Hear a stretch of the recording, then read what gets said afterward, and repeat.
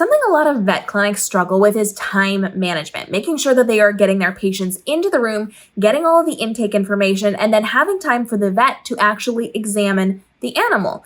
And I recently had one of the worst vet experiences of my life, being a dog mom who has had a lot of bad vet experiences. And part of the problem with yesterday's examination was that they didn't do time management well. They took a really long time for the intake so that the assistant was getting information from me. Then there was a very long period of time where I had to wait for the vet. They had scheduled my dog. I had 3 dogs back to back, and they scheduled half an hour for each of them. And unfortunately, by the time the vet actually walked in the door, there was only 5-6 minutes left in that time slot. Time management was an issue. So today I want to talk a little bit about how the clinics can do better and how we as dog parents or pet parents can help to make that a little bit easier if the vet clinic is not taking responsibility for it. So let's talk about time management. One of the big things is their intake part of the examination.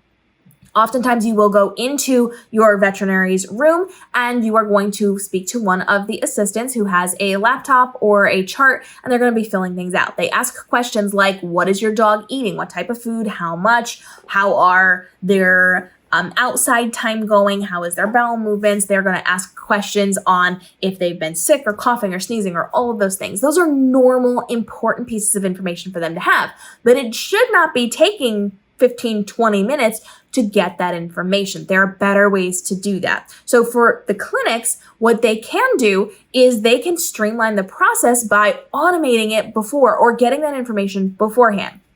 Now, some vet clinics do have apps. Through their apps, they can be getting that information the night before the patient's appointment. Having something for them to fill out inside of the app is going to be really easy to set up for most app creators. If you do not have an app, if you do not have a form on your website you can use with this, if you are not quite as techy, you can go as low tech as setting up a Google form. And then every single month creating a copy of that Google form and in your emails that are being sent out to your patients. And I know from my many different vets that I have worked with that they have text notifications and email notifications and phone calls. They are following up like 7 different ways to confirm the appointment. Just send that link out with some of those things in the emails and the texts, whatever, and have the people fill them out the night before.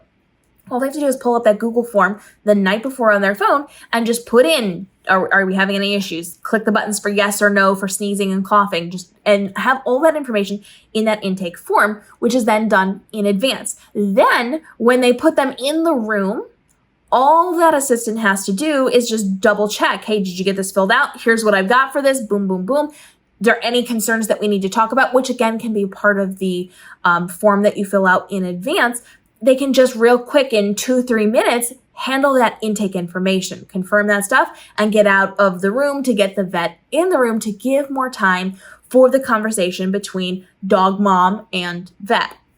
So we're looking for a simple intake form before we show up to have all that information. It takes maybe 5 minutes the night before for me as the dog mom to then fill that out, but you've already got that. You've got that at the beginning of the day. And then of course you will have some patients that don't do it, but think of how much time and effort it would save you if even half of your clients were to take the time just to fill that out real quick before they show up.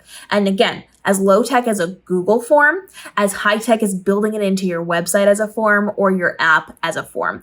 Very simple for you to do because it's always the same questions. And then if you just have a new Google form or whatever, that just refreshes it every month. And in the morning, you just go in and you check it and you transfer it over to the chart if you need to. It's very simple to do, saves a lot of time and effort.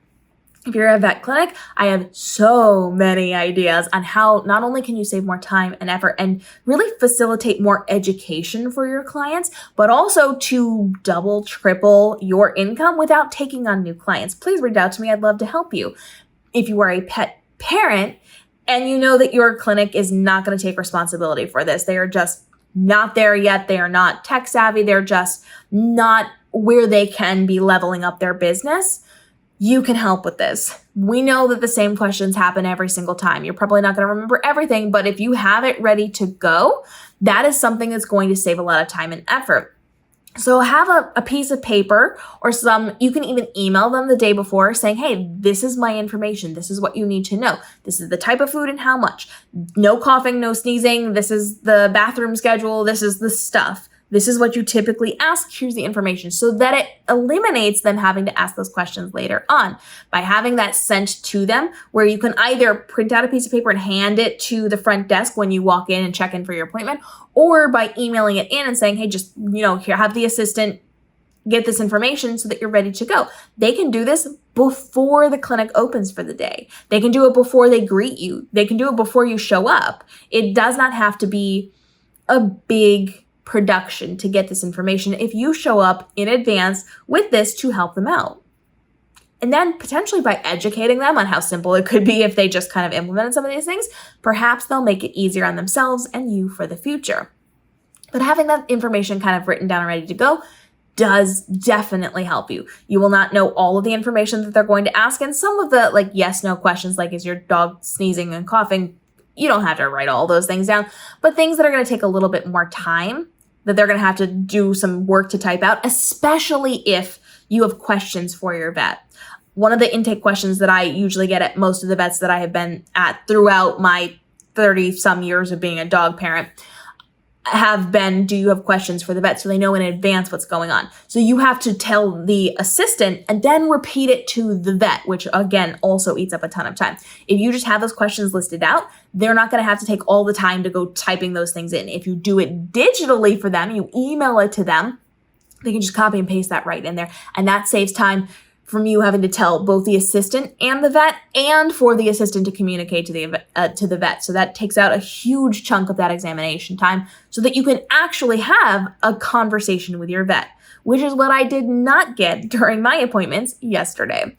There's a lot of things that we can do to make life a little bit easier, but if you're struggling with the vet clinic that you are going to, it might be time to find a new one. I am, in fact, going to be trying out some new vets because I am not loving the ones that I found in this town that I have moved to in the last few years, and I am continuing my search. But we've got a full playlist on how you can make the most of your vet time, from bringing a snackle box for your dog so that they have the treats that they need while they're getting their vaccinations, to making sure that you have built up their confidence in going to the vet and not being afraid of the vet, to all of those things to make it a successful vet trip is down in the playlist below, as well as traveling with your dog, photographing and documenting your dog, and making sure you're the best dog parent possible. So follow along for daily videos, and we'll see you in the upcoming episodes. And if you have suggestions for how vet clinics can level up to make it easier on you, your dog, themselves, please, let's start the conversation down below. We'll do more videos on it. We'll have more conversations, and we'll see what we can do to revolutionize how these things are working